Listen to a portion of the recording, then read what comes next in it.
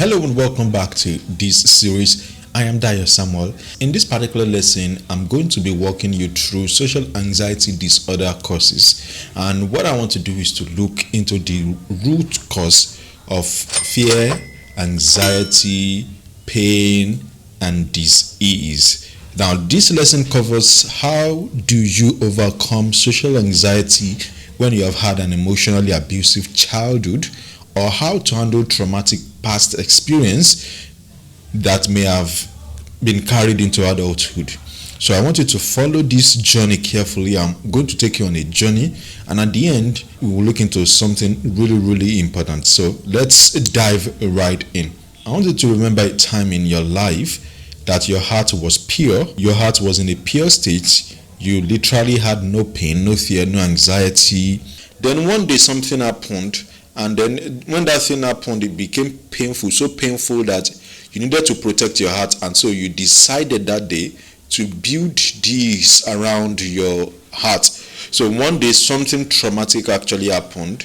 This thing may have been anything of any kind, in any way at all, that may have happened. And this thing was so painful. Now, in order for you to relate with the outside world, what you needed to do was to develop this wall of control, to build a wall of control around your heart so that you can protect yourself from anything that has happened before from happening again. Now, the interesting part is people have such experiences. In fact, here is an example of somebody who said that my social anxiety started when I got verbally bullied in my secondary school. I used to be a very confident guy in school whenever a group of people asked me to do things with them.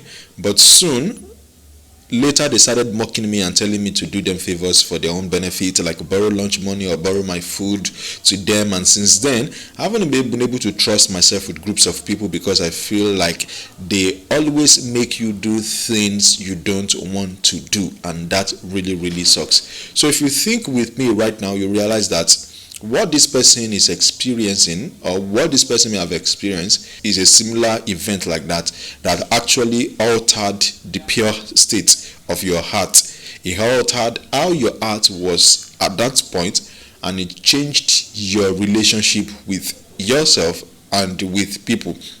Now, the interesting thing is that as you began to develop this wall of control, this mask around your heart, as you began to put up this mask consciously, you began to think of ways by which you can actually distract yourself from the pain that is in your heart. And you do that by creating distractions outside of yourself.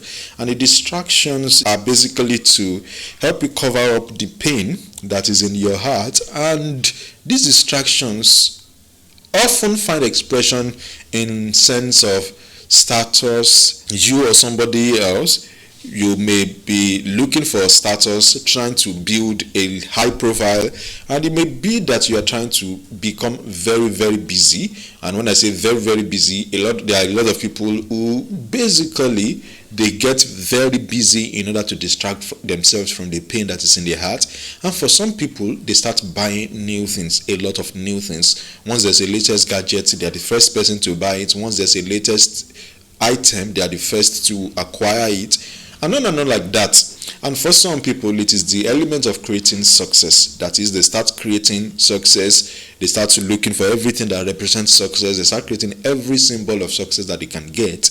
And for some, they start pretending to be who they are really not.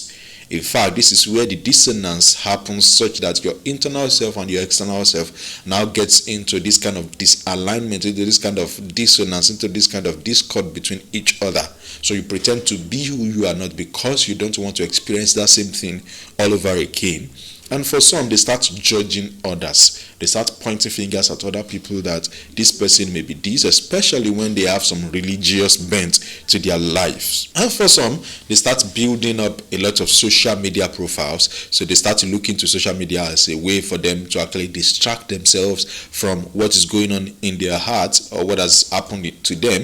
And for some, they find that expression in pornography and sex. So the way for them to distract themselves from what is going on or what has gone on, the experience, the trauma they've experienced in their lives before, is to actually dive into pornography and sex, and for some it is drugs and addiction, and for some they practically just go for sports and extreme sports. Now all of these just show you that when you engage your conscious thinking a lot, it begins to create this element of fear, not wanting to solve, not wanting to feel the unsolved pain that is in your heart.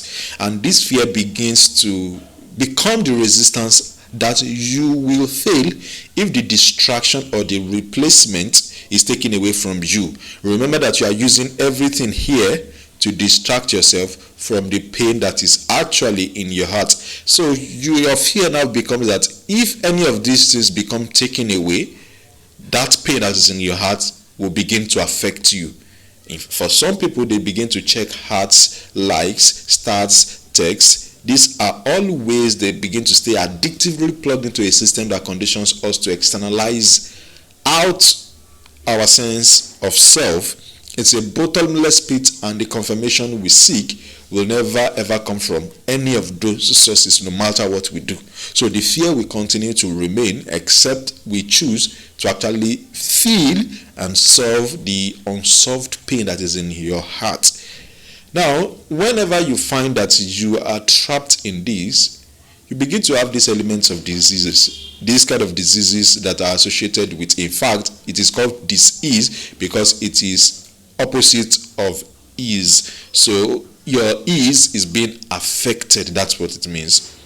So you find symptoms like headache, you find symptoms like migraine, you find symptoms like insomnia, inability to sleep, or your sleep just gets interrupted frequently, and some other physical symptoms. Now, Sri Prashant once said that an insecure, fearful mind is due to lack of self-awareness. All identities, sense of self obtained from outside can be taken away. Hence, fear. And I want you to think through what I've shared with you here right now. What experience have you gone through in your life? Now, I know you may be saying that, okay, Dayo, you have touched on the problem. Now, what is the solution? In the next lesson, I'm going to share with you a simple therapeutic process that is going to help you. In fact, I'm actually going to walk you through the therapeutic process myself. I look forward to seeing you in the next lesson.